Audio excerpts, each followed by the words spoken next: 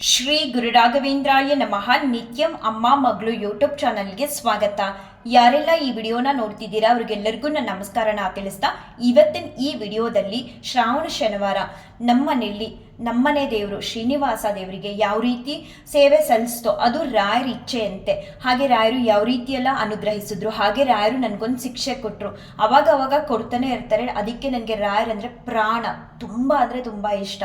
ರಾಯರು ನಂಗೆ ಯಾವ ವಿಚಾರಕ್ಕೋಸ್ಕರ ಶಿಕ್ಷೆ ಕೊಟ್ಟರು, ಇನ್ನು ಮುಂದೆ ಆ ತಪ್ಪನ್ನ ನಾನು ಎಂದೂ ಕೂಡ ಮಾಡಲ್ಲ, ಆ ಥರ ಶಿಕ್ಷೆ ಕೊಟ್ಟರು ರಾಯರು. ಆದರೆ ಪೂಜೆ ಅಂತೂ ಮನೇಲಿ ತುಂಬ ತುಂಬ ಚೆನ್ನಾಗಾಯಿತು. ನಿಜವಾಗ್ಲೂ ವರ್ಷದಿಂದ ವರ್ಷಕ್ಕೆ ರಾಯರು ನಮ್ಮನ್ನ ಯಾವ ರೀತಿ ಬೆಳೆಸ್ತಿದ್ದಾರೆ ಅಂದರೆ ಈ ಪೂಜೆ ಮೂಲಕನೇ ನಾವು ಅರ್ಥ ಮಾಡ್ಕೋಬೇಕು. ಅಷ್ಟು ಚೆನ್ನಾಗಿ ನಮ್ಮ ಮನೇಲಿ ಪೂಜೆ ನಡೀತು. ಆ ಎಲ್ಲ ಅನುಭವಗಳನ್ನ ಈ ವಿಡಿಯೋ ಮೂಲಕ ತಿಳಿಸ್ತೀನಿ. ನಮ್ಮನೆಗೆ ಮೊದಲು ರಾಯರು ಬಂದರು. ಅವ್ರನ್ನ ನಾನು ಒಂದು ಬೀರು ಒಳಗಡೆ 6 ತಿಂಗಳು ಪೂಜೆನೂ ಇಲ್ಲ ಏನಿಲ್ಲ ಬೀರು ಒಳಗಡೆ ಹಾಕ್ಬಿಟ್ಟು ಇಟ್ಟಿದ್ದೆ. ನನಗೆ ರಾಯರು ಅನ್ನೋದಕ್ಕಿಂತ ಗುರುವಾರದ ಮೇಲೆ ತುಂಬ ಅಂದರೆ ತುಂಬ ಪ್ರೀತಿ ಜಾಸ್ತಿ. ಆ ಪ್ರೀತಿ ಬರೋದಕ್ಕೆ ಕಾರಣ ಏನು ಅನ್ನೋದನ್ನು ಇವತ್ತಿನ ಟಾಪಿಕಲ್ಲಿ ಹೇಳಲ್ಲ, ಇನ್ನೊಂದು ದಿನ ನಾನು ಹೇಳ್ಕೊಳ್ತೀನಿ. ಅದಾದಮೇಲೆ ನನ್ನ ಕನಸಲ್ಲಿ ಒಂದಿನ ರಾಯರು ಬಂದು ಒಂದು 6 ತಿಂಗಳು ಬೀರು ಒಳಗಡೆನೇ ಇದ್ದರು. ಯಾವಾಗಲೂ ಒಂದ್ಸಲ ಬೀರು ತೆಗೆದಾಗ ನಮಸ್ಕಾರ ಮಾಡ್ತಿದ್ದೆ, ಹಾಗೆ ಕ್ಲೋಸ್ ಮಾಡ್ತಿದ್ದೆ. ಹಾಗೆ ನನಗೆ ರಾಯರ ಮೇಲೆ ಪ್ರೀತಿ ಅನ್ನೋದು ಬೆಳ್ಕೊಳ್ತು. ಒಂದು ದಿನ ನನ್ನ ಕನಸಲ್ಲಿ ಶ್ರೀನಿವಾಸ ದೇವರು ಕಪ್ಪು ಮೂರ್ತಿ ಇರುತ್ತಲ್ಲ ಅದು ಕನಸಲ್ಲಿ ಬಂತು. ಅದಾದಮೇಲೆ ನನ್ನ ಮನಸ್ಸಿಗೆ ಅನ್ನಿಸ್ತು, ನಮ್ಮ ಮನೆಯವ್ರ ಜೊತೆ ಹೇಳ್ಕೊಂಡೆ, ಹಿಂಗೆ ಕನಸಲ್ಲಿ ನಮ್ಮ ಮನೆ ದೇವ್ರನ್ನ ನಾನು ವಿಗ್ರಹ ರೂಪದಲ್ಲಿ ಅಂದರೆ ಮೂರ್ತಿ ರೂಪದಲ್ಲಿ ದೇವಸ್ಥಾನದಲ್ಲಿ ಇಟ್ಟಿರ್ತೀವಲ್ಲ ಆ ರೂಪದಲ್ಲಿ ನಾನು ಕಂಡೆ. ನನಗೆ ಒಂದು ವಿಗ್ರಹ ಬೇಕೇ ಬೇಕು ಮನೇಲಿ ಇಡೋದಕ್ಕೆ ಅಂತ ಹೇಳಿ ಕೇಳ್ಕೊಂಡೆ ನಮ್ಮ ಮನೆಯವ್ರ ಹತ್ರ.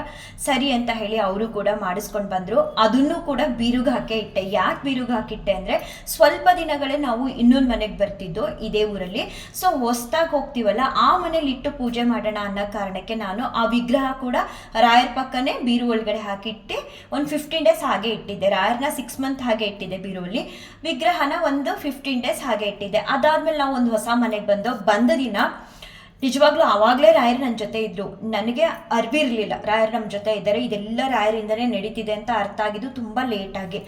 ಬಂದ ದಿನ ಬೆಳಗ್ಗಿನ ಜಾವನೇ ನಾವು ಹಾಲುಕ್ಸೋ ದಿನ ನಾನು, ನನ್ನ ಮಗಳು, ನನ್ನ ಗಂಡ ಜೊತೆಗೆ ರಾಯರು, ಶ್ರೀನಿವಾಸ ದೇವರು. ಅವತ್ತು ಕೂಡ ಶ್ರೀನಿವಾಸ ದೇವರಿಗೆ ನಾನು ಅಭಿಷೇಕ ಮಾಡಿದ್ದೆ. ಹೆಂಗಾಯ್ತು ಇದೆಲ್ಲ ನಿಜವಾಗ್ಲೂ ನೆನ್ಪು ಮಾಡಿಕೊಂಡ್ರೆ ಇವತ್ತು ನಾವು ರಾಯರ ಮುಂದೆ ಕೂತು ಆಶೀರ್ವಾದ ಮಾಡ್ತಾರೆ, ರಾಯರು ನನ್ನ ಜೊತೆ ಇದ್ದಾರೆ ಅನ್ನೋದು ನನಗೆ ಗೊತ್ತಾಗುತ್ತೆ. ಆದರೆ ಮುಂಚೆಯಿಂದನೂ ನನ್ನನ್ನು ಕಾಪಾಡ್ತಾ ನನ್ನ ಒಂದು ಒಳ್ಳೆ ದಾರಿಲಿ ನಡೆಸ್ಕೊಂಡು ಬರ್ತಿದ್ದಾರೆ ಅನ್ನೋದು ನನಗೆ ಕೂತು ನೆನ್ಪು ಮಾಡಿದಾಗೆಲ್ಲ ತುಂಬ ಅಂದರೆ ತುಂಬ ಸಂತೋಷ ಆಗುತ್ತೆ. ಹೌದಲ್ವ, ಇದೆಲ್ಲ ರಾಯರಿಂದ ಅಲ್ವಾ ಆಗಿದ್ದು ಅಂತ. ಅವತ್ತು ಕೂಡ ಅಭಿಷೇಕ ಮಾಡಿದೆ. ಅದಾದಮೇಲೆ ಹೋದ ವರ್ಷ ಶ್ರಾವಣದಲ್ಲಿ ಕೂಡ ನಾನು ಒಬ್ಬಳೇ ಮನೆಯಲ್ಲಿ ಬೆಳಿಗ್ಗೆ ಬೇಗ ಎದ್ದು ಅಭಿಷೇಕ ಮಾಡಿದ್ದೆ. ಮತ್ತು ಈ ಸಲ ನಾನು ನಮ್ಮ ಮನೆಯವರು ಇಬ್ಬರ ಜೊತೆಲಿ ಕೂತು ಅಭಿಷೇಕ ಪೂಜೆ ಮಾಡ್ದು. ಇದಕ್ಕೆಲ್ಲ ಕಾರಣ ರಾಯರು ನನಗೆ ಮೊನ್ನೆನೇ ತಿಳಿಸಿದ್ರು. ನಾನು ಹೇಳಿದ್ದೀನಿ ಒಂದು ಬದಲಾವಣೆ ಅನ್ನೋದನ್ನು ರಾಯರು ನನಗೆ ಒಂದು ಸೂಚನೆ ಮೂಲಕ ತಿಳಿಸಿದ್ದಾರೆ. ಅದನ್ನು ಗುರುವಾರದ ಪೂಜೆಯಲ್ಲಿ ನಾನು ಹೇಳ್ಕೊಳ್ತೀನಿ ಅಂತ. ಹಾಗಾಗಿ ಈ ವಿಚಾರ ಕೂಡ ನಾನು ಹೆಚ್ಚು ಮಾತಾಡಲ್ಲ. ಗುರುವಾರದ ಪೂಜೆಯಲ್ಲಿ ಆ ಬದಲಾವಣೆ ಏನು ಅನ್ನೋದನ್ನು ನಾನು ಯಾವ ರೀತಿ ತಂದರು ಬದಲಾವಣೆನ ಅನ್ನೋದನ್ನು ತಿಳಿಸ್ತೀನಿ. ಇವತ್ತು ಬೆಳಗ್ಗೆನೆ ಬೇಗ ಎದ್ದು ನಾನು ನಮ್ಮ ಮನೆಯವರು ಇಬ್ಬರು ಕೂಡ ಪೂಜೆ ಮಾಡಬೇಕು ಅಂತ ರಾಯರು 2 ದಿನಕ್ಕೂ ಮುಂಚೆನೇ ನನ್ನ ಮನಸ್ಸಲ್ಲಿ ಹೇಳ್ದಾಗಾಯಿತು. ಹಾಗಾಗಿ ನಾನು ನಮ್ಮ ಮನೆಯವರೊಂದಿಗೆ ಹೇಳಿದೆ, ಇಲ್ಲ ನೀವು ಕೂಡ ಎದ್ದು ಪೂಜೆಗೆ ಬರಬೇಕು ಅಂತ ಅಂದಾಗ ಅವರು ಹೇಳಿದ್ರು, ಇಲ್ಲ ನನಗೂ ಅನ್ನಿಸ್ತು ನನ್ನ ಮನೆ ದೇವರಲ್ವ ನಾನು ಎದ್ದೇಳಬೇಕು ಅಂತ ಅಂದ್ಕೊಂಡಿದ್ದೆ ಅಂತ ಹೇಳಿದ್ರು. ಸರಿ, ಅಲ್ಲಿಗೆ ಎಲ್ಲ ಸರಿ ಆಯ್ತಲ್ಲ ಅಂತ ಹೇಳಿ ಇಬ್ಬರು ಕೂಡ ಬೇಗ ಎದ್ದು ಎಲ್ಲ ತಯಾರಿಗಳನ್ನು ಮಾಡಿಕೊಂಡೆ. ನಾನು ರಾಯರಿಗೆ ಶ್ರೀನಿವಾಸ ದೇವರಿಗೆ ಇವತ್ತು ನೈವೇದ್ಯಕ್ಕೆ ಅಂತ ಹೇಳಿಬಿಟ್ಟು ನಾನು ಶಾಲಿಯನ್ನು ರೆಡಿ ಮಾಡಿಕೊಂಡೆ. ಶಾಲಿಯನ್ನು ರೆಡಿ ಮಾಡ್ಕೊಳ್ಳೋ ಟೈಮಲ್ಲಿ ನನಗೆ ಮೊದಲನೇ ಆಶೀರ್ವಾದ ಸಿಕ್ತು. ಅದು ಏನು ಚೆನ್ನಾಗಿತ್ತು ಅಂದರೆ, ನಾನು ಅಡುಗೆ ಮನೆಯಲ್ಲೂ ಕೆಲಸ ಮಾಡ್ತಿದ್ದೆ. ರಾಯರನ್ನ ಒಂದೊಂದು ಸಲ ಅಲಂಕಾರ ಮಾಡಿಬಿಟ್ಟು ಏನು ಕೆಲಸ ಮಾಡೋದಕ್ಕೂ ಮನಸ್ಸು ಬರಲ್ಲ. ಅವ್ರನ್ನ ಫುಲ್ ರೆಡಿ ಮಾಡಾದ್ಮೇಲೆ ಅವ್ರನ್ನ ನೋಡೋದು, ಇನ್ನೊಂದು ದೇವ್ರಿಗೆ ಇನ್ನು ಮತ್ತೆ ಒಂದು ಹೂ ಇಡೋದು, ಮತ್ತೆ ಕೂತ್ಕೊಳ್ಳೋಣ ಅವ್ರ ಮುಂದೆ ನೋಡ್ತಾ, ಅಷ್ಟು ಚೆನ್ನಾಗಿ ಕಾಣಿಸ್ತಿದ್ರು ಇವತ್ತು ಬೆಳಿಗ್ಗೆ. ಹಾಗೆ ಎಲ್ಲ ಕೆಲಸನೂ ದೇವ್ರ ಮನೆಯಲ್ಲೂ ಮಾಡಿಕೊಂಡು ಹಾಗೆ ಅಡುಗೆ ಮನೆಯಲ್ಲೂ ಪ್ರಸಾದನ ರೆಡಿ ಮಾಡ್ಕೊಳ್ತಿದ್ದೆ. ಆಗ ರಾಯರಿಗೆ ಒಂದು ಸೇವಂತಿಗೆ ಹೂ ಇಟ್ಟಿದ್ದೆ ಮಲ್ಲಿಗೆ ಮೇಲೆ. ಅದು ಜಾರಿಸ್ತಿದ್ರು. ಅಯ್ಯೋ ರಾಯಪ್ಪ ಇರಿ ಬರ್ತೀನಿ, ನನ್ಗೆ ಅದು ವಿಡಿಯೋ ಕೊಡಿವ್ರಿ ಆಶೀರ್ವಾದ ಅಂತ ಕೇಳ್ಕೊಂಡೆ. ಸುಮಾರು ಸಲ ಕೇಳ್ಕೊಂಡಾಗ ನಿಜವಾಗ್ಲೂ ಪಾಪ ರಾಯರು ನಾನು ಬಂದು ವಿಡಿಯೋ ತಗೊಳ್ಳೋವರೆಗೂ ಹಾಗೆ ಇಟ್ಕೊಂಡು ಕೊಡ್ತಾರೆ, ಒಂದೊಂದು ಸಲ ಕೊಟ್ಟೇ ಬಿಟ್ಟಿರ್ತಾರೆ.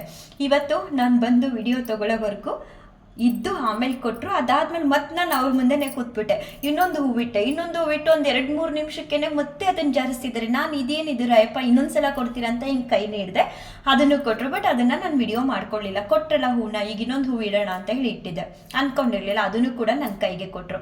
ಪೂಜೆ ಎಲ್ಲ ಚೆನ್ನಾಗಾಯಿತು, ಪ್ರಸಾದ ಎಲ್ಲ ರೆಡಿ ಮಾಡಿಕೊಂಡು ನಮ್ಮನೆಯವ್ರಿಗೆ ಇದೇ ಮೊದಲನೇ ಬಾರಿ ಎದ್ದು ಅಭ್ಯಾಸ. ಅವರು ತುಂಬ ಲೇಟು, ನಾನೆಲ್ಲ ಪೂಜೆ ಮುಗಿಸಿ ಹೋಗಿ ಎಬ್ಬಿಸ್ಬೇಕು, ಎದ್ದೇಳಿ ಸ್ಕೂಲಿಗೆ ಲೇಟ್ ಆಗ್ತಿದೆ ಅಂತ ಅಲ್ಲಿ ತನಕ ಹೇಳಲ್ಲ. ಆದರೆ ಅವರು ಕೂಡ ಎದ್ದು ಎಲ್ಲ ತಯಾರಿನೂ ಮಾಡಿಕೊಂಡು ಬಂದು ಇಬ್ಬರು ಪೂಜೆ ಕೂತ್ಕೊಂಡು ಅಭಿಷೇಕ ಕೂಡ ಶುರು ಮಾಡ್ದು. ಅಭಿಷೇಕ ಶುರು ಮಾಡೋದಕ್ಕೂ ಮುಂಚೆ ನಮ್ಮ ರಾಯರನ್ನ ನೆನಪು ಮಾಡಿಕೊಂಡು ಗಣಪತಿ ದೇವರನ್ನ ಸ್ಮರಣೆ ಮಾಡಿಕೊಂಡು ಎಂದಿನಂತೆ ಎಲ್ಲ ಶ್ಲೋಕಗಳನ್ನು ಹೇಳ್ಕೊಂಡು ಅಭಿಷೇಕ ಶುರು ಮಾಡಿ ಅಭಿಷೇಕ ಮಾಡ್ದು. ತುಂಬ ಚೆನ್ನಾಗಿ ಅನ್ನಿಸ್ತು ನಿಜವಾಗ್ಲೂ. ನಾವು ಮದುವೆ ಆದೋಸ್ತ್ರಲ್ಲಿ ಸತ್ಯನಾರಾಯಣ ಸ್ವಾಮಿ ಪೂಜೆಗೆ ಅಭಿಷೇಕ ಮಾಡಿದ್ದು. ಅದಾದಮೇಲೆ ಏನೋ ಒಂಥರ ನಾವು ನಮ್ಮ ಮನೇಲಿರೋ ದೊಡ್ಡವರು ಅಂದರೆ ನನಗೆ ತಂದೆ ತಾಯಿ ಬಂಧು ಬಳಗ ಎಲ್ಲ ರಾಯರೇ, ಅವ್ರ ಮುಂದೆ ಕೂತು ಮತ್ತೆ ಇನ್ನೊಂದು ಬಾರಿ ನಾವು ದೇವರಿಗೆ ಸೇವೆ ಸಲ್ಲಿಸ್ತಿದ್ದೀವಿ ಅನ್ನೋಂತಹ ಅನುಭವ ಆಯಿತು. ಅಷ್ಟು ಅದ್ಭುತವಾಗಿತ್ತು ಆ ಕ್ಷಣ. ಅಂತ ನಿಜವಾಗ್ಲೂ ಅದನ್ನು ಅನುಭವಿಸ್ಬೇಕು. ನಾನು ಎಷ್ಟೇ ಹೇಳಿದ್ರು ಅದು ಅನುಭವಕ್ಕೆ ಬಂದವ್ರಿಗೆ ಮಾತ್ರ ಇದು ಅರ್ಥ ಆಗುತ್ತೆ. ಅಭಿಷೇಕ ಎಲ್ಲ ಆದಮೇಲೆ ಶ್ರೀನಿವಾಸ ದೇವರಿಗೆ ಆರತಿ ಕೂಡ ಮಾಡ್ದು. ಇಬ್ಬರು ಸೇರಿ ಆರತಿ ಮಾಡಿ ರಾಯರಿಗೂ ಕೂಡ ಆರತಿ ಎಲ್ಲ ಮಾಡಾದ್ಮೇಲೆ ನಮ್ಮನೆಯವರು ಹೊರಗಡೆ ಅಂದರೆ ದೇವ್ರ ಮನೆಯಿಂದ ಹೊರಗಡೆ ಚೇರ್ ಹಾಕೊಂಡು ಕೂತ್ಕೊಂಡ್ರು. ಇನ್ನು ಮುಂದಿನ ಪೂಜೆ ನೀನು ಮಾಡ್ಕೊ ಅಂತ. ಏನೋ ಒಂಥರ ಅವ್ರಿಗೆ ಇವತ್ತು ಮಾಡಿರೋದೇ ಹೆಚ್ಚು ಸರಿ ಆಯಿತು, ನೀವು ಕೂತ್ಕೊಳ್ಳಿ ಚೇರ್ ಹಾಕ್ಕೊಂಡು, ನಾನು ಪೂಜೆ ಕಂಟಿನ್ಯೂ ಮಾಡ್ತೀನಿ ಅಂತ ಹೇಳಿ ಮತ್ತೆ ನಾನು ರಾಯರಿಗೆ ಗುರುಸ್ತೋತ್ರ ಎಲ್ಲ ಹೇಳ್ಕೊಂಡೆ. ಬಟ್ ಇದೆಲ್ಲ ಆಗೋದಕ್ಕೂ ಸ್ಟಾರ್ಟಿಂಗ್ಗೆ ನನಗೊಂದು ಶಿಕ್ಷೆ ಕೊಟ್ಟರು ರಾಯರು. ಮೊದಲು ಇವಾಗ ಅದೇನು ಶಿಕ್ಷೆ ಅಂತ ಹೇಳ್ತೀನಿ, ಆಮೇಲೆ ರಾಯರು ಯಾವ ರೀತಿ ನನಗೆ ಆಶೀರ್ವಾದ ಮಾಡಿದ್ರು. ಇವತ್ತು ನಿಜವಾಗ್ಲೂ ಶ್ರೀನಿವಾಸ ತಿಮ್ಮಪ್ಪ ಫೋಟೋಯಿಂದ ಕೂಡ ನನಗೆ ಮಧ್ಯಾಹ್ನ ಆಶೀರ್ವಾದ ಸಿಕ್ತು. ಅಂದ್ಕೊಂಡೇ ಇರಲಿಲ್ಲ. ನಮ್ಗೊಂದೊಂದ್ಸಲ ಅನಿಸುತ್ತೆ ಎಲ್ಲ ರಾಯರಿಚ್ಛೆ ಅಂತ ನಡೀತಿದೆ, ರಾಯಪ್ಪ ನೀನೇ ಅಲ್ವಪ್ಪ ನನಗೆ ಹೇಳಿದ್ದು ಅಂತ ಮನಸ್ಸಲ್ಲಿ ಅನ್ಕೊಂಡು ಅಭಿಷೇಕ ಮಾಡಿಸ್ತಿದ್ದೀರಾ ಅಲ್ವಾ ನೀವೇ ಅನ್ಕೊತಿದ್ದೆ.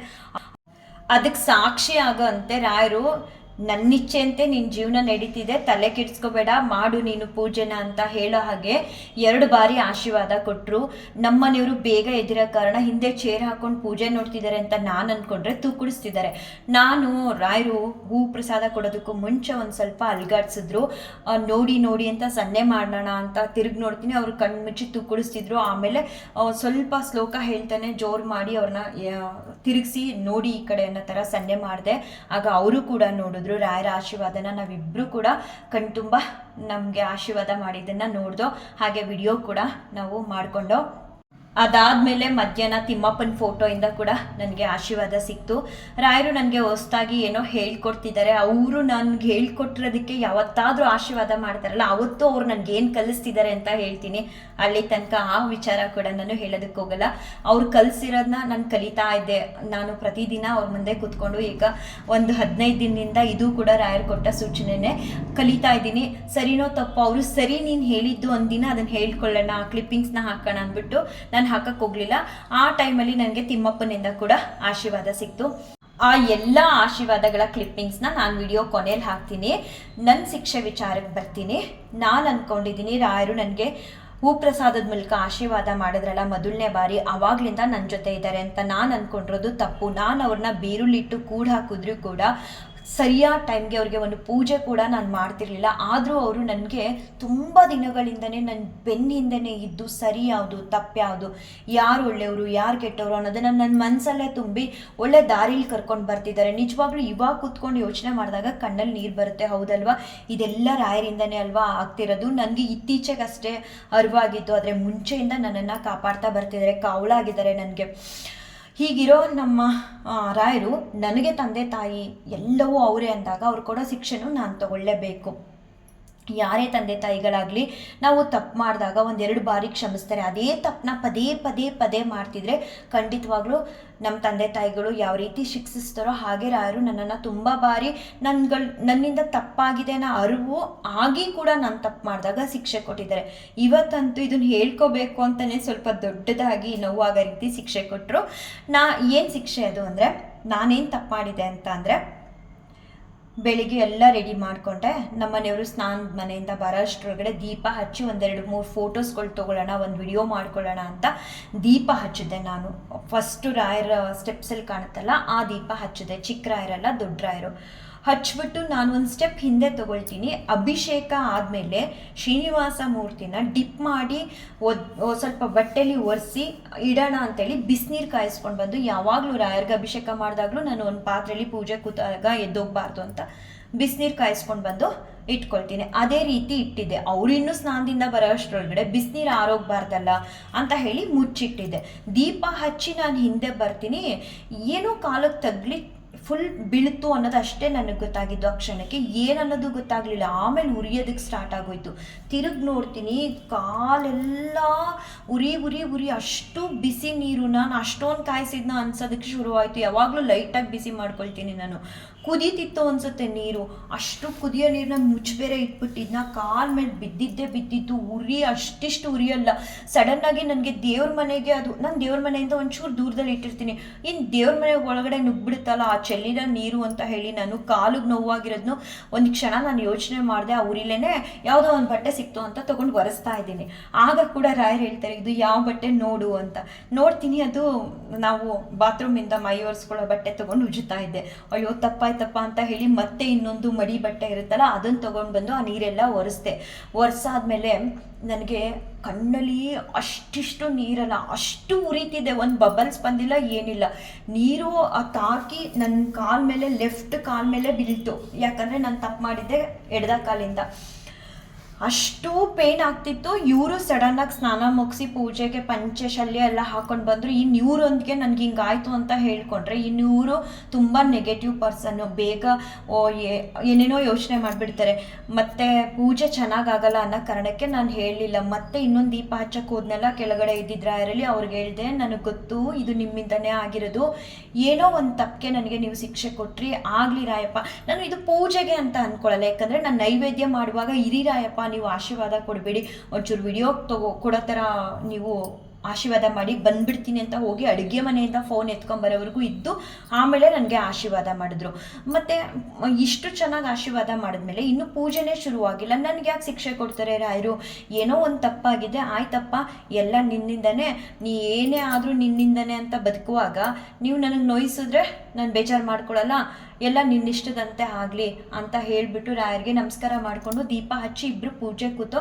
ಉರಿತಿತ್ತು ನನಗೆ ಆ ದೀಪ. ಇನ್ನೊಂದು ದೀಪ ಹಚ್ಚೋವರೆಗೂ ದಗ ಅಂತ ಉರಿಯೋದು. ಒಂದು ಬಬ್ಬಲ್ಸ್ ಬಂದಿಲ್ಲ, ಅಷ್ಟಿಷ್ಟು ನೋವಾಗ್ತಿರ್ಲಿಲ್ಲ ಆ ಕ್ಷಣಕ್ಕೆ. ಪೂಜೆ ಎಲ್ಲ ಆಯಿತು, ಅಭಿಷೇಕ ಮಾಡೋದಕ್ಕೆ ಶುರು ಮಾಡಿದ್ವು. ನನಗೆ ಆ ನೋವೇ ಕಾಣಿಸ್ಲಿಲ್ಲ. ಕಾಲಲ್ಲಿ ಉರಿ ಇತ್ತಲ್ಲ ಅದು. ಮಂಗಳಾರತಿ ಮಾಡಿದೆ, ಗುರುಸ್ತೋತ್ರ ಹೇಳಿದೆ, ಭಗವದ್ಗೀತೆ ಹೇಳಿದೆ. ಗುರುಸ್ತೋತ್ರ ಮೊದಲನೇ ಪುಟ ಹೇಳುವಾಗಲೇ ನನಗೆ ರಾಯರ ಆಶೀರ್ವಾದ ಮಾಡಿದ್ರು. ಹಾಗೆ ನೈವೇದ್ಯ ಮಾಡುವಾಗ ಕೂಡ ರಾಯರು ನನಗೆ ಆಶೀರ್ವಾದ ಮಾಡಿದ್ರು. ಮತ್ತು ಎಲ್ಲ ಪೂಜೆ ಎಲ್ಲ ತುಂಬ ಚೆನ್ನಾಗಾಯಿತು, ಸಂತೋಷ ಆಯಿತು. ಮಂಗಳಾರತಿ ಮಾಡ್ದು, ನಮಸ್ಕಾರ ಮಾಡ್ದು. ಅದಾದಮೇಲೆ ನಮ್ಮನೆಯವರು ಇವತ್ತು ಮಾರ್ನಿಂಗ್ ಸ್ಕೂಲು ಸ್ಯಾಟರ್ಡೆ, ಬಟ್ ಅವ್ರು ಹೇಳಿದರು ಇನ್ನೂ ನಿನ್ನೆ ನಾನು ಲೇಟಾಗಿ ಹೋಗ್ತೀನಿ ಅಂತ. ಆದರೆ ನನ್ನ ಮಗಳಿಗೆ ಸ್ಪೋರ್ಟ್ಸ್ ಇತ್ತು ಇವತ್ತು. ಅವಳು 7 ಗಂಟೆಗೆ ಹೋಗಬೇಕಿತ್ತು. ಬೇಗ ನಿನ್ನೆ ಏಕಾದಶಿ ಅಲ್ವಾ, ಮನೇಲಿ ಬೇಗ ಅವಳಿಗೆ ಅಡುಗೆ ಮಾಡಿಕೊಡೋಣ ಅಂತ ಹೇಳಿ ರಾಯರಿಗೆ ನೈವೇದ್ಯ ಮಾಡ್ಕೊಂಡಿದ್ದೆ. ಇನ್ನು ಬೇರೆ ಅವಳಿಗೆ ತಿಂಡಿ ಪ್ರಿಪೇರ್ ಮಾಡಿದೆ. ತಿಂಡಿ ಪ್ರಿಪೇರ್ ಮಾಡ್ತಾ ನನಗೆ ನಿಜವಾಗ್ಲೂ ಪೂಜೆ ಮಾಡಿದಾಗ ಅದು ಏನು ಸಂತೋಷ ಅಂದರೆ, ಬರೋದು ದೇವ್ರ ಮನೆಗೆ, ನೋಡೋದು ಅಡುಗೆ ಮನೆಗೆ ಹೋಗೋದು, ಹಂಗೆ ಮಾಡ್ತಾನೆ ಇರ್ತೀನಿ. ಅಷ್ಟಿಷ್ಟ ಇಲ್ಲೇ ಕೂತ್ಕೋಬೇಕು ಅನ್ನಿಸ್ತಿರುತ್ತೆ. ಬಟ್ ಮನೇಲಿ ಕೆಲಸಗಳನ್ನೂ ನೋಡಬೇಕಲ್ವ. ತಿಂಡಿ ಮಾಡ್ತಾ 2 ಬಾರಿ ಬಂದೆ ನಾನು. ಅಲ್ಲಪ್ಪ, ಪೂಜೆ ಎಲ್ಲ ಚೆನ್ನಾಗಿ ಮಾಡಿಸ್ತೇನೆ, ನಿನ್ನಿಚ್ಛೆ ಥರನೇ ಎಲ್ಲ ಕೂಡ ನಡೀತು. ಅಂದ್ಕೊಂಡೇ ಇರಲಿಲ್ಲ ನನ್ನ ಗಂಡ ಕೂಡ ನನ್ನ ಜೊತೆ ಬಂದು ಪೂಜೆ ಕೂರ್ತಾರೆ ಅಂತ. ಇಷ್ಟು ಚೆನ್ನಾಗಿ ನಡೆಸಿ ನನ್ನ ಕಾಲು ಸುಟ್ರಲ್ಲ, ನೀವು ಯಾಕೆ ಅಂತ 2 ಸಲ ಕೇಳಿದೆ. ನನಗೆ ಉತ್ತರ ಸಿಗಲಿಲ್ಲ. ನಾನು ಹೆಂಗೆ ಗೊತ್ತಾ, ಕೆಲವರು ಕೊಡಲ್ಲ ರಾಯರು ಅನ್ಕೋಬೋದು, ಆದರೆ ನಾನು ಅವ್ರು ಕೊಡೋವರೆಗೂ ಬಿಡಲ್ಲ ಉತ್ತರನ. ಅದು 10 ದಿನ ಆಗಲಿ ನಾನು ಕೇಳ್ತಾನೆ ಇರ್ತೀನಿ, ತೋರಿಸ್ಕೊಡು ರಾಯಪ್ಪ, ಯಾಕೆ ಹಿಂಗೆ ನನ್ನ ಕಾಲು ಸುಟ್ರಿ, ಯಾಕೆ ನನಗೆ ಪನಿಷ್ಮೆಂಟ್ ಕೊಟ್ರಿ ನೀವು ಅಂತ ಕೇಳ್ತಾನೆ ಇರ್ತೀನಿ. ನನ್ನ ಮಗಳನ್ನ ರೆಡಿ ಮಾಡಿ ಎಲ್ಲ ಕಳಿಸ್ದೆ. ಆಮೇಲೆ ಮತ್ತೆ ಕೂತ್ಕೊಂಡು ರಾಯರ ಹತ್ರ ಕೇಳಿದೆ, ಅಲ್ಲಪ್ಪ ನಿಂಗೆ ಸರಿನಾ, ನನಗೆ ನೋಯಿಸ್ಬಿಟ್ರಲ್ಲ ನೀವು ಇವತ್ತು, ಎಷ್ಟು ನಾನು ನೋವು ಪಟ್ಟೆ ಗೊತ್ತಾ ಆ ಕ್ಷಣದಲ್ಲಿ. ನಿಮ್ಗೆ ಅರ್ಥ ಆಗುತ್ತಲ್ವಾ, ನಿಮ್ಮದು ತಂದೆ ತಾಯಿ ಮನಸ್ಸು, ನಿಮಗೆ ಮಕ್ಕಳು ಎಷ್ಟು ಕಷ್ಟಪಡ್ತಾರೆ ಅನ್ನೋದು ಅರ್ಥ ಆಗುತ್ತೆ. ನನಗೆ ಆ ಕ್ಷಣ ಪ್ರಾಣ ಹೋಗೋಷ್ಟು ಉರಿ ಬಂತು. ರಾಯಪ್ಪ ಯಾಕೆ ಈ ಥರ ಮಾಡಿದ್ರಿ, ನನಗೆ ತೋರಿಸ್ಕೊಡ್ತೀರಾ ಅಂತ ಹೇಳಿಬಿಟ್ಟು ನಾನು ಒಂದು 5 ನಿಮಿಷ ಕೂತ್ಕೊಂಡೆ. ಏನೂ ಉತ್ತರ ಬರಲಿಲ್ಲ. ಸರಿ ಆಯ್ತಪ್ಪ ಬರ್ತೀನಿ ಆಮೇಲೆ ಅಂತ ಹೇಳಿಬಿಟ್ಟು ಹೋದೆ ನನ್ನ ಕೆಲಸಕ್ಕೆ. ಏನಕ್ಕೆ ಕೆಲಸಕ್ಕೆ ಹೋದೆ? ಕಸ ಗುಡ್ಸೋದಕ್ಕೆ ಹೋದೆ. ಈ ಕಸ ಗುಡ್ಸೋದಕ್ಕೂ ಕಾಲು ಸುಡೋದಕ್ಕೂ ಕಾರಣ ಇದೆ, ನಾನು ಹೇಳ್ತೀನಿ. ಯಾರು ಕೂಡ ಮಾಡಬೇಡಿ ಆ ರೀತಿ. ನಾನು ತುಂಬ ಬಾರಿ ಕಸ ಗುಡಿಸುವಾಗ ಹಿಡುಗ್ಲನ್ನ ನನ್ನ ಎಡದ ಕಾಲು ಹೊಡ್ಕೊಂಡು ಕಸ ಗುಡಿಸ್ತೀನಿ. ಅದೇನೋ ಗುಡಿಸುವಾಗೆಲ್ಲ ಅನ್ಕೊತೀನಿ ತಪ್ಪು, ಇದು ಮಹಾತಾಯಿ ಲಕ್ಷ್ಮಿನ ನನ್ನ ಕಾಲಲ್ಲಿ ಒತ್ಕೊಂಡು ಕಸ ಗುಡಿಸ್ತಿದ್ದೀನಿ, ಇದನ್ನು ಸರಿ ಮಾಡ್ಕೋಬೇಕು ಅಂತ ಬಾರಿ ಬಾರಿ ಅಂದ್ಕೊಳ್ತೀನಿ, ಮತ್ತು ಹಾಗೆ ಮಾಡ್ತೀನಿ. ಇವತ್ತು ಎಲ್ಲ ರೆಡಿ ಮಾಡಿಕೊಂಡು ಈ ಹೂವು, ತುಳಸಿ, ತೆಂಗಿನಕಾಯಿ, ಹಣ್ಣುಗಳು ಎಲ್ಲ ಇಟ್ಕೊಂಡಿದ್ನಲ್ಲ, ಆ ಜಾಗ ಕೂಡ ಗುಡಿಸುವಾಗಲೂ ನನಗೆ ಹಾಗೆ ಆಯಿತು. ಕಸ ಗುಡಿಸಿ ಬಾಕ್ಲು ನೀರು ಹಾಕುವಾಗಲೂ ಹಾಗೆ ಕಾಲು ತಾಗಿಸ್ಕೊತಿದ್ದೆ, ಅದು ಎಡ್ದ ಕಾಲಿಗೆ ತಾಗಿಸ್ಕೊತಿದ್ದೆ ನಾನು. ಆಗಲೂ ಕೂಡ ಅಂದ್ಕೊಂಡೆ, ಅಯ್ಯೋ ನಾನು ಎಂಥ ತಪ್ಪು ಮಾಡ್ತೀನಿ, ಪದೇ ಪದೇ ಇದೇ ತಪ್ಪಾಗುತ್ತಲ್ಲ ನನ್ನಿಂದ ಅಂತ ಹೇಳಿ. ಆದರೂ ಕೂಡ ನಾನು ತಪ್ಪು ಮಾಡ್ತಿದ್ದೆ. ಆಮೇಲೆ ಹಿಡುಗ್ಲು ಎತ್ಕೊಂಡು ಕಸ ಗುಡಿಸೋದಕ್ಕೆ ಅಂತ ರೂಮ್ದು ಹೋದೆ. ಹಿಡುಗ್ಲು ಎತ್ಕೊಂಡ ತಕ್ಷಣ ನನಗೆ ನೆನಪಾಗಿದ್ದು ಯಾಕೆ ನನಗೆ ಶಿಕ್ಷೆ ಆಯಿತು, ಅದು ಎಡ್ದ ಕಾಲಿಗೆ ರಾಯರು ನೀರು ಹಾಕಿ ಯಾಕೆ ಸುಟ್ರು ಅಂತ. ಇನ್ಯಾವತ್ತೂ ಕೂಡ ನನ್ನ ಮಗಳಿಗೂ ನಾನು ಹೇಳ್ಕೊಡ್ತೀನಿ, ಇನ್ಯಾವತ್ತೂ ಕೂಡ ನೀನು ಕಸ ಗುಡಿಸುವಾಗ ಕಾಲ್ಗೆಲ್ಲ ನಾವು ಕಾಲಲ್ಲೇ ಒತ್ಕೊಂಡು ಗುಡಿಸ್ಬಾರ್ದು. ಹಿಡುಗ್ಲು ಲಕ್ಷ್ಮಿ ಇದ್ದಂಗಲ್ವಾ. ನಾನು ಮಹಾತಾಯಿ ಲಕ್ಷ್ಮಿಗೆ ಅವಮಾನ ಮಾಡ್ತಿದ್ದೆ, ಬೇಜಾರು ಪಡಿಸ್ತಿದ್ದೆ. ರಾಯರು ತುಂಬ ಬಾರಿ ಅದನ್ನು ಹೇಳಿದ್ರು, ಆದರೂ ತಪ್ಪು ಮಾಡ್ತಿದ್ದೆ. ಇವತ್ತು ಕಾಲು ಸುಟ್ಟರು ನೋಡಿ, ಇನ್ಯಾವತ್ತೂ ಕೂಡ ತಪ್ಪು ಮಾಡಲ್ಲ. ನಿಜವಾಗ್ಲೂ ನನಗೆ ಪ್ರಾಣ ರಾಯರಂದರೆ. ನನ್ನ ಏನೂ ಗೊತ್ತಿಲ್ಲದೆ ಇರೋಳು. ನನಗೆ ಇವತ್ತುವರೆಗೂ ಇವತ್ತು ನನ್ನ ಪೂಜೆಯಲ್ಲಿ ಇಷ್ಟು ಅಭಿವೃದ್ಧಿ ನಾನು ಕಂಡಿದ್ದೀನಿ. ನನ್ನವರೇ ತುಂಬ ಜನ ನನ್ನನ್ನು ಆಡ್ಕೊತಿದ್ರು, ಒಂದು ಪೂಜೆ ಪುನಸ್ಕಾರ ಗೊತ್ತಿಲ್ಲ ಇವಳಿಗೆ ಅಂತ. ಆದರೆ ಇವತ್ತು ರಾಯರು ಆಡ್ಕೊಳ್ಳೋರೆಲ್ಲ ಬಾಯಿ ಮುಚ್ಕೊಂಡು ನೋಡಬೇಕು ಪೂಜೆನ ನಾನು ಮಾಡೋದನ್ನು, ಆ ರೀತಿ ನನ್ನ ಕೈಲಿ ಮಾಡಿಸ್ತಿದ್ದಾರೆ. ಇದೆಲ್ಲ ಸಾಧ್ಯ ರಾಯರಿಂದ. ನನಗೇನು ಗೊತ್ತಾ, ನಾನು ರಾಯರನ್ನ ಯಾರೋ ಕೊಟ್ಟರು ತಂದು ಬೀರು ಒಳಗಡೆ ಇಟ್ಟು 6 ತಿಂಗಳು ನಾನು ಸರಿಯಾಗಿ ನೋಡ್ಕೊಳ್ದೇ ಇದ್ರು ನನ್ನನ್ನು ಇಷ್ಟರ ಮಟ್ಟ ಕಾಪಾಡ್ತಿದ್ದಾರಲ್ಲ ರಾಯರು. ನಿಜವಾಗ್ಲೂ ನೀವು ರಾಯರನ್ನ ಪೂಜಿಸ್ಬೇಕು, ನಾವು ರಾಯರನ್ನ ನಂಬಬೇಕು, ನಮ್ಮ ಜೀವನ ಚೆನ್ನಾಗಿರಬೇಕು ಅಂತ ಅಂದ್ಕೊಂಡು ಪೂಜೆ ಮಾಡ್ತಿದ್ದೀರಲ್ವಾ.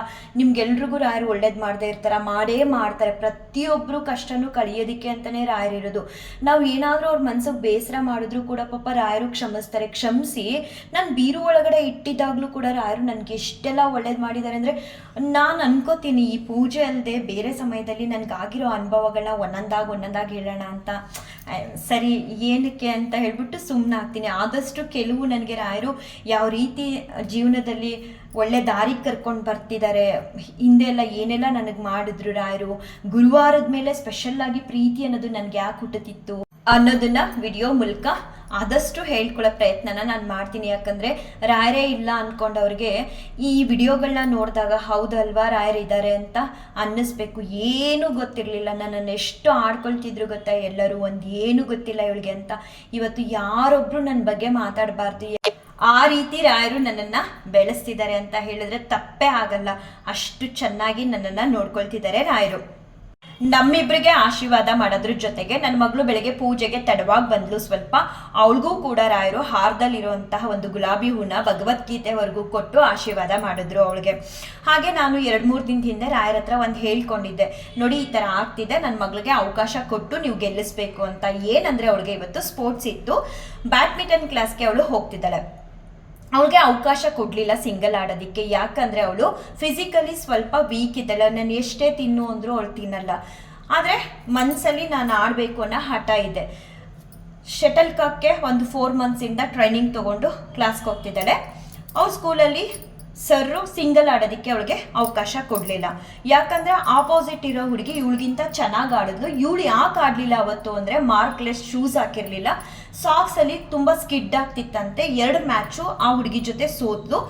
ಹಾಗೆ ಅದೇ ಹುಡುಗಿ ಜೊತೆ 3 ಮ್ಯಾಚ್ ಕೂಡ ಅವತ್ತೇ ಗೆದ್ದಿದ್ಲಂತೆ. ರಾಯರ್ನ ನೆನ್ಪು ಮಾಡಿಕೊಂಡು ಆಡಿದಾಗ ಅವ್ರ ಸ್ಕೂಲ್ ಸರ್ರು ಕೋಚಿಂಗ್ ಕೊಡೋ ಸರ್ಗೆ ಫೋನ್ ಮಾಡಿ ಈ ಥರ ನಿಮ್ಮ ಸ್ಟೂಡೆಂಟು ಸೋತಿದ್ದಾಳೆ ಅಂತ ಹೇಳಿದಾಗ, ಕೋಚಿಂಗ್ ಕೊಡೋ ಸರು ಕ್ಲಾಸ್ಗೆ ಹೋಗಿರ್ತಾಳಲ್ಲ ಪ್ರತಿದಿನ ಈವ್ನಿಂಗು, ಆ ದಿನ ಅವಳಿಗೆ ಬೈದಿದ್ದಾರೆ, ಯಾಕೆ ನೀನು ಈ ಥರ ಮಾಡಿದೆ, ನಾನು ಇಷ್ಟು ನೀಟಾಗಿ ನಿಮಗೆ ಕೋಚಿಂಗ್ ಕೊಟ್ಟರು ಅಂತ. ಅವಳು ಅದಕ್ಕೆ ಮನೇಲಿ ಬಂದು ಸ್ವಲ್ಪ ಬೇಸರ ಮಾಡಿಕೊಂಡು ಸಪ್ಪಕ್ಕೆ ಕೂತಿದ್ಲು. ಆವಾಗ ನಾನು ಬುದ್ಧಿ ಹೇಳಿದೆ, ಹೋಗ್ಲಿ ಬಿಡು, ಗುರುಗಳು ಹೇಳೋದು ಒಳ್ಳೇದಕ್ಕೆ, ನೀನು ಇನ್ನೂ ಚೆನ್ನಾಗಿ ಆಡು ಅಂತ, ಅವಕಾಶ ಸಿಗಲ್ಲ ಅಮ್ಮ ಅಂತ ಹೇಳಿದ್ಲು. ಪರವಾಗಿಲ್ಲ ರಾಯರಿದ್ದಾರೆ ಅಂತ ಹೇಳಿ ಅವತ್ತೇ ಆ ಕ್ಷಣನೇ ನಾನು ಅವಳಿಗೆ ಸಮಾಧಾನ ಪಡಿಸಿ ತೊಡೆ ಮೇಲೆ ಮಲಗಿಸ್ಕೊಂಡು ಆಮೇಲೆ ಬಂದು ರಾಯರ ಹತ್ರ ಕೇಳಿದೆ, ಈ ಥರ ಎಲ್ಲ ಆಗಿದೆ ರಾಯಪ್ಪ, 3 ಮ್ಯಾಚ್ ಗೆದ್ದಿರೋದನ್ನ ಸರ್ ಹೇಳಿಲ್ಲ, ಮತ್ತು ಅವಳು 2 ಮ್ಯಾಚ್ ಆ ಹುಡುಗಿ ಜೊತೆ ಸೋಲೋದಕ್ಕೆ ಕಾರಣ ಅವಳು ಮಾರ್ಕ್ಲೆಸ್ ಶೂಸ್ ಹಾಕಿರಲಿಲ್ಲ ಮತ್ತು ಸ್ಕಿಡ್ ಆಗ್ತಿತ್ತಂತೆ, ಹೊಸ ಪ್ಲೇಸು ಕೋರ್ಟು ಅಂತ ಹೇಳಿದ್ದೆ. ಆಮೇಲೆ ನಾನು ಏನು ಗೊತ್ತಾ, ಏನಾರು ರಾಯರ್ಗೆ ಹೇಳ್ಬಿಟ್ರೆ ನಾನು ಆರಾಮಾಗಿರ್ತೀನಿ. ಯಾಕಂದರೆ ಸೋತ್ರೂ ಸರಿ, ಅವಕಾಶ ಸಿಕ್ಕಿದ್ರೂ ಸರಿ, ಎಲ್ಲ ಆಗೋದು ರಾಯರಿಂದ, ನಾನು ಯಾಕೆ ಚಿಂತೆ ಮಾಡಬೇಕು ಅಂತ ತುಂಬ ಕೂಲಾಗಿರ್ತೀನಿ ರಾಯರ್ಗೆ ಹೇಳಿದ್ಮೇಲೆ. ಅವಳಿಗೂ ಸಮಾಧಾನ ಪಡಿಸಿ ಇದ್ದೆ. ಇವತ್ತು ಮ್ಯಾಚ್ ಇತ್ತು, ಬೆಳಗ್ಗೆ ಬಂದು ರಾಯರ ಹತ್ರ ಕೂತಾಗ ನಾನು ಅವತ್ತು ಹೇಳಿದ್ದೆ ಅವಳಿಗೆ ಅವಕಾಶ ಕೊಡಿಸಿ ರಾಯಪ್ಪ, ಈ ಎಲ್ಲ ಕಾರಣಗಳಿಂದ ಅವಳಿಗೆ ಅವಕಾಶ ಮಿಸ್ ಆಗಬಾರ್ದು, ಅವಳ ದೇಹದಲ್ಲಿ ಶಕ್ತಿ ಅನ್ನೋದನ್ನು ತುಂಬಿ ಅಂತ ಪ್ರಾರ್ಥನೆ ಮಾಡ್ಕೊಂಡಿದ್ದೆ. ಇವತ್ತು ಅವಳು ಬಂದು ರಾಯರ ಮುಂದೆ ಕೂತಾಗ ಎಡಭಾಗದಿಂದ ಆಶೀರ್ವಾದ ಮಾಡಿದ್ರು. ತುಂಬ ಜನ ರಾಯರು ಎಡಭಾಗ ಕೊಟ್ಟರೆ ಎಡಭಾಗದಿಂದ ಕೊಟ್ರ ಅಂತಾರೆ. ತಪ್ಪೇ ತಿಳ್ಕೊಬಾರ್ದು. ರಾಯರ ಆಶೀರ್ವಾದ ಅಂತ ನಾವು ಸ್ವೀಕಾರ ಮಾಡಬೇಕು ಅಷ್ಟೇ, ಎಲ್ಲಿಂದಾದ್ರೇನು ಅವ್ರ ಆಶೀರ್ವಾದ ಅಂತ. ಇವತ್ತು ಎಡಭಾಗದಿಂದ ಬೆಳಗ್ಗೆ ಅವಳು ಪೂಜೆಗೆ ಕೂತಾಗ ಮ್ಯಾಚ್ಗೆ ಹೋಗೋಕ್ಕೂ ಮುಂಚೆ ಆಶೀರ್ವಾದ ಮಾಡಿದ್ರು. ಇವಾಗ ಅವಳು ಮ್ಯಾಚಲ್ಲಿ ಸಿಂಗಲ್ ಆಡೋದಕ್ಕೆ ಅವಕಾಶ ಕೊಟ್ಟಿದ್ದಾರೆ. ಸಿಂಗಲಲ್ಲಿ ಫಸ್ಟ್ ಪ್ರೈಸ್ ತೊಗೊಂಡಿದ್ದಾಳೆ, ಡಬಲ್ಸಲ್ಲಿ ಕೂಡ ಫಸ್ಟ್ ಪ್ರೈಸ್ ತೊಗೊಂಡಿದ್ದಾಳೆ. ಅದನ್ನು ನಾನು ಶಾರ್ಟ್ಸಲ್ಲಿ ಸ್ಕೂಲಿಂದ ಫೋಟೋಸ್ ಕಲೆಕ್ಟ್ ಮಾಡ್ಕೊಂಡು ಬಂದಮೇಲೆ ಅಥವಾ ವಿಡಿಯೋಸ್ ಇದ್ದರೆ ಅದನ್ನು ನಾನು ಶಾರ್ಟ್ಸಲ್ಲಿ ಅಪ್ಲೋಡ್ ಮಾಡ್ತೀನಿ. ನೋಡಿದ್ರ ರಾಯರು ನಮಗೆ ಅವಳು ನಾನು ಹೇಳಿದ ತಕ್ಕಾಗಿ ಅವಳಿಗೆ ಅವಕಾಶನೂ ಕೊಡಿಸಿದ್ರು, ಅವಕಾಶ ಕೊಡಿಸೋದ್ರ ಜೊತೆಗೆ ಗೆಲ್ಸು ಕೂಡ ಕೊಡಿಸಿದ್ರು. ನಾವು ಮಾಡಿದ ಸೇವೆ ಎಲ್ಲಿ ಹೋಗುತ್ತೆ? ರಾಯರು ಖಂಡಿತವಾಗ್ಲೂ ಅದಕ್ಕೆ ತಕ್ಕ ಪ್ರತಿಫಲನ ಕೊಡ್ತಾರೆ. ನಾನು ಹೆಂಗೆ ಅಂದರೆ, ನೋಡಪ್ಪ ಅವಳಿಗೆ ಅವಕಾಶ ಕೊಡಿಸಿ ಗೆಲ್ಸಿದ್ರೆ ನಿನ್ನ ಮುಂದೆ ಸಂತೋಷ ಪಡ್ತೀವಿ. ಅವಳಿಗೆ ಅವಕಾಶ ಕೊಡದೆ ಸೋಲ್ಸಿದ್ರೆ ನೀನು ಡಬಲ್ಸಲ್ಲಾಗಲಿ ಸಿಂಗಲ್ಸಲ್ಲಾಗಲಿ ದುಃಖ ಪಡೋದು ನಿನ್ನ ಮುಂದೆನೇ ಬಂದು, ಏನೇ ಆದರೂ ಅದು ನಿಮ್ಮಿಂದ ಅಂತ ನಾನು ತುಂಬ ಅಂದರೆ ತುಂಬ ರಾಯರನ್ನ ಅಚಲವಾಗಿ ನಂಬ್ತೀನಿ, ಹಾಗೆ ಪೂಜಿಸ್ತೀನಿ ಕೂಡ. ನಿಜವಾಗ್ಲೂ ನನಗೆ ಅದು ಹೆಂಗೆ ಶಕ್ತಿ ಕೊಡ್ತಾರೋ ಗೊತ್ತಿಲ್ಲ ರಾಯರು. ನಿನ್ನೆ ಏಕಾದಶಿ, ಮೊನ್ನೆ ಗುರುವಾರದ ಪೂಜೆ, ಇವತ್ತು ಶ್ರಾವಣ ಶನಿವಾರದ ಪೂಜೆ, ಎಲ್ಲ ನನ್ನ ಜೀವನ ಅಂತೂ ಸ್ಪೆಷಲ್ಲಾಗಿ ಹೇಳ್ಬೇಕಂದ್ರೆ ಎಲ್ಲ ರಾಯರ ಇಚ್ಛೆ ಅಂತ ನಡೀತಿದೆ. ಇದರಲ್ಲಿ ಎರಡು ಮಾತೇ ಇಲ್ಲ. ಏನೂ ತಿಳಿದೇ ಇರೋಳು ಒಂದು ಮಾತಾಡ್ತೀನಿ ಚಾನಲಲ್ಲಿ, ಪೂಜೆ ಪುನಸ್ಕಾರಗಳನ್ನ ಚೆನ್ನಾಗಿ ಮಾಡ್ತೀನಿ. ನನಗೆ ಜನ ಮೆಚ್ಚೋದಕ್ಕಿಂತ ನನ್ನ ಪೂಜೆಗೆ ಭಗವಂತ ಮೆಚ್ಚಿ ಆಶೀರ್ವಾದ ಮಾಡಿದ್ರಲ್ಲ, ಅದು ಸರಿ ಇರಲಿ ತಪ್ಪಿರಲಿ. ನನ್ನ ಮಗಳು ಭಗವದ್ಗೀತೆಯಲ್ಲಿ ಹೇಳ್ತಾಳೆ, ಅಮ್ಮ ನೀವು ಇನ್ನೂ ಪರ್ಫೆಕ್ಟ್ ಆದರೆ ನಾನು ನಿಮಗೆ ಬೇರೆ ಚಾಪ್ಟರ್ ಹೇಳ್ಕೊಡ್ತೀನಿ, ಅಲ್ಲಿವರೆಗೂ ಹೇಳ್ಕೊಡಲ್ಲ ಅಂತ. ನಾನು ಹೇಳ್ತೀನಿ, ಪರವಾಗಿಲ್ಲ ಹೋಗಿ ನೀನು ನನಗೆ ಹೇಳ್ಕೊಡು ಫ್ರೀ ಇದ್ದಾಗ, ರಾಯರು ಒಪ್ಪಿದಾರಲ್ಲ ಅಂತ ತುಂಬ ರಿಕ್ವೆಸ್ಟ್ ಮಾಡ್ಕೊಳ್ತಿರ್ತೀನಿ.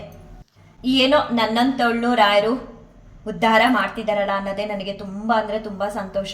ಪ್ರತಿಯೊಬ್ಬರಿಗೂ ನಾನು ಹೇಳೋದು, ನಾವು ಎಷ್ಟು ರಾಯರನ್ನ ಸೇವೆ ಮಾಡ್ತೀವೋ, ರಾಯರ ಮುಂದೆ ಕೂತು ನಮ್ಮ ಕಷ್ಟಗಳನ್ನ ಹೇಳ್ಕೊಂಡು ಭಕ್ತಿಯಿಂದ ಅವ್ರಿಗೆ ನಮಿಸ್ತೀವೋ, ಅಷ್ಟು ಬೇಗ ರಾಯರು ನಮಗೆ ಆಶೀರ್ವಾದ ಮಾಡಿ ನಮ್ಮ ಎಲ್ಲ ಕಷ್ಟಗಳಿಂದ ಕರ್ಕೊಂಡು ಬಂದು ನೆಮ್ಮದಿಯಾದ ಜೀವನನ ಕೊಡ್ತಾರೆ. ಆ ನೆಮ್ಮದಿಯಾದ ಜೀವನ ನನಗೆ ಒಂದೇ ವರ್ಷದಲ್ಲಿ ಸಿಕ್ಕಿದೆ. ನಾನೇನು ಗೊತ್ತಾ, 6 ಗಂಟೆಗೆ ಬರಬೇಕಂದ್ರೆ 6 ಗಂಟೆಗೆ ಎಲ್ಲಿದ್ರೂ ಓಡಿ ಬರ್ತೀನಿ. ಬೆಳಿಗ್ಗೆ ಬೇಗ ಎದ್ದು ರಾಯರ ಪೂಜೆ ಮಾಡಬೇಕಾದ್ರೆ ಮಾಡ್ತೀನಿ. ಮಧ್ಯಾಹ್ನ ಫ್ರೀ ಇದ್ದರೆ ರಾಯರ ಹತ್ರ ಹೋಗ್ಬೇಕಂದ್ರೆ ಹೋಗ್ತೀನಿ. ಒಟ್ಟಿನಲ್ಲಿ ನಾವು ಮಾಡಿರೋ ಸೇವೆಗೆ ತಕ್ಕ ಪ್ರತಿಫಲನ ರಾಯರು ಕೊಟ್ಟೇ ಕೊಡ್ತಾರೆ. ಎಲ್ಲರಿಗೂ ರಾಯರು ಒಳ್ಳೇದು ಮಾಡಲಿ, ಎಲ್ಲರನ್ನೂ ಕಾಪಾಡಲಿ ಅಂತ ಬೇಡ್ಕೊಳ್ತೀನಿ. ನನ್ನ ಮಗಳು ವಿಡಿಯೋ ಕಂಪ್ಲೀಟ್ ಮಾಡೋಷ್ಟರೊಳಗಡೆ ಪ್ರೈಸ್ ತೊಗೊಂಡು ಬಂದೇ ಬಿಟ್ಲು. ಆ ಫೋಟೋ ಕೂಡ ನಾನು ಇಲ್ಲಿ ಹಾಕ್ತೀನಿ. ನನ್ನ ಈ ವಿಡಿಯೋ ನಿಮ್ಮೆಲ್ರಿಗೂ ಇಷ್ಟ ಆಗುತ್ತೆ ಅಂತ ಭಾವಿಸ್ತಾ ಈ ವಿಡಿಯೋನ ಏನು ಮಾಡ್ತೀನಿ. ಶ್ರೀ ಕೃಷ್ಣಾರ್ಪಣಮಸ್ತು, ಶ್ರೀ ಕೃಷ್ಣಾರ್ಪಣಮಸ್ತು, ಶ್ರೀ ಕೃಷ್ಣಾರ್ಪಣಮಸ್ತು.